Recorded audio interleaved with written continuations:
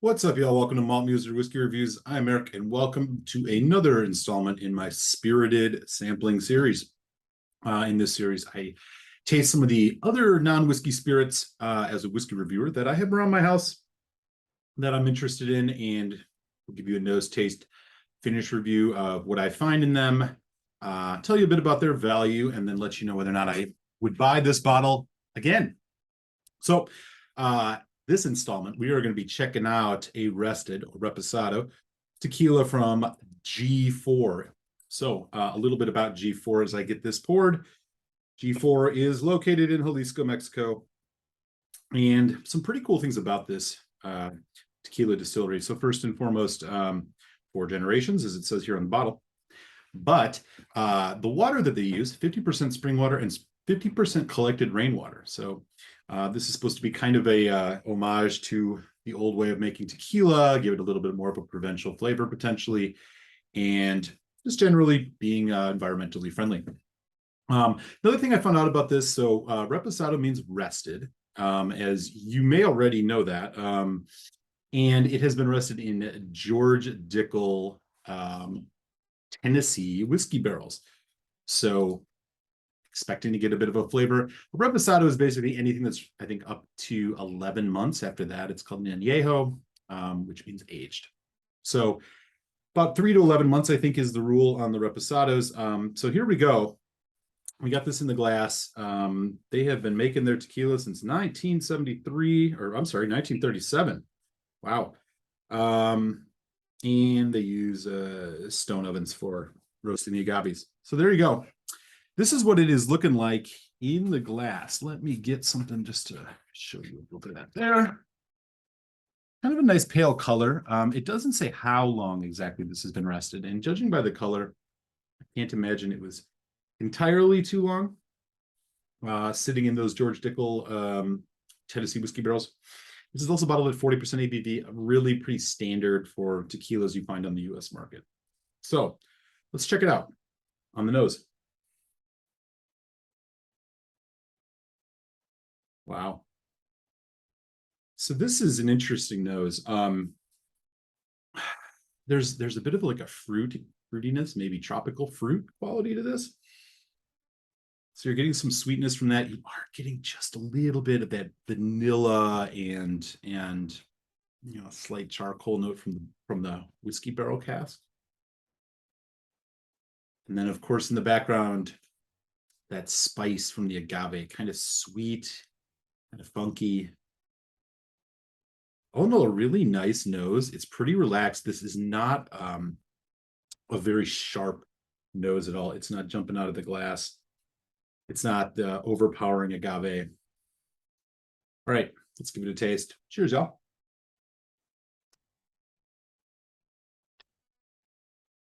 Mm.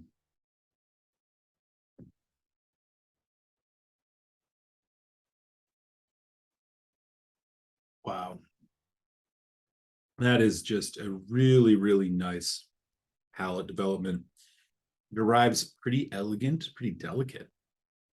It has a good butterscotch and fruit notes, so sweetness coming in those on those notes. It's kind of like maybe a little bit of apple, maybe pear, I don't know, more even on the tropical fruit side with a little bit of bite, something a little more citric.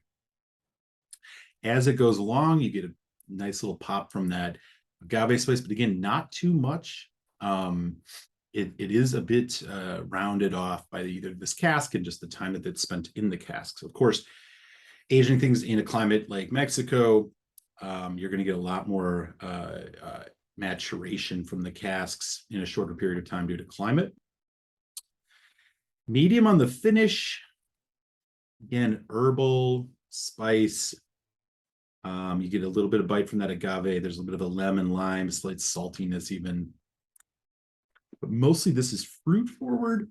It's a bit savory, sweet, savory, sweet spice. It's kind of how this is landing with me. Really nice, actually, sipping this neat.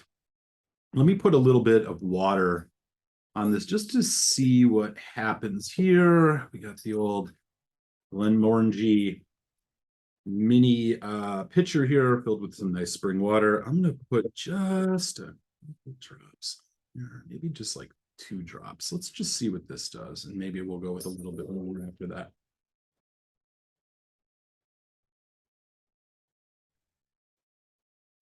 Okay,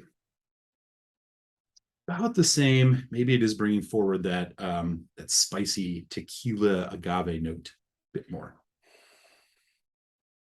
Fruits kind of go in the background, a bit spicier with water. Yeah, I think it's a bit more aggressive now with that with the spice, but which makes me think this might be interesting to have in a mix, maybe with a cocktail or something. Let's give it another taste.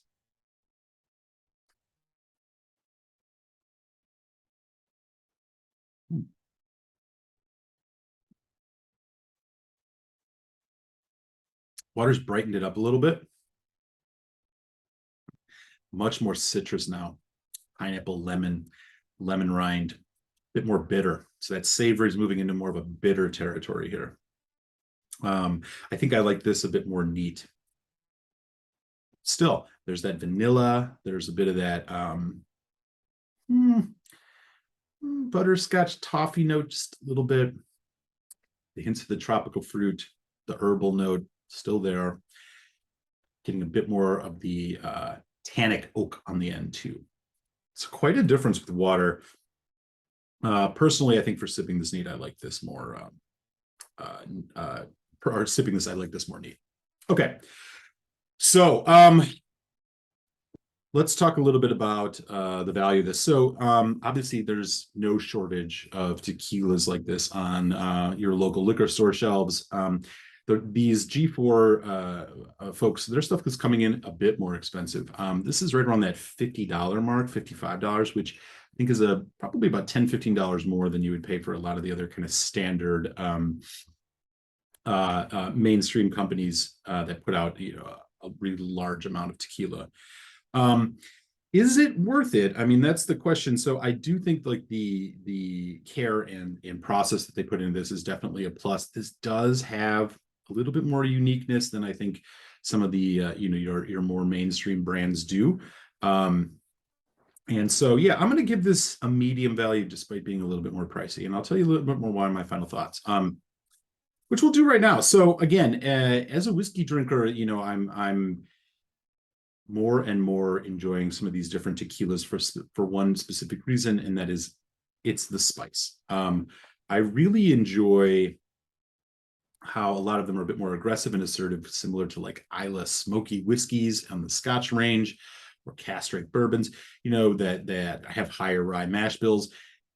I think for folks who like that kind of stuff, some of these tequilas would be really good. This one in particular kind of runs against the grain on that. I think the combination of the resting and the water that they're using here may have toned down that spice a little bit, and it does bring something else different to the table. I'm finding myself picking up more savory notes, more subtlety, and the interesting tropical fruit characteristic.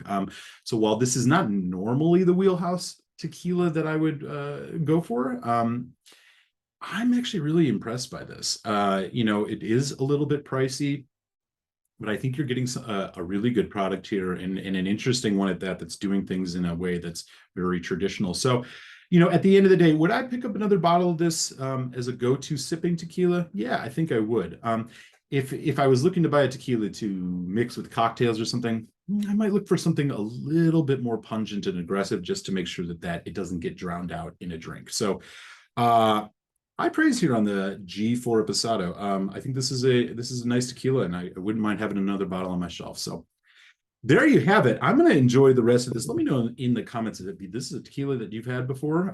Would love to hear if you have, what your thoughts are on it, if there are other Reposados that are more your go-to. But I hope you enjoyed this visit to Mexico and the tequila here on the Spirited Sampling series, and expect another one to come up sometime soon. So until then, raise a glass. Cheers, young.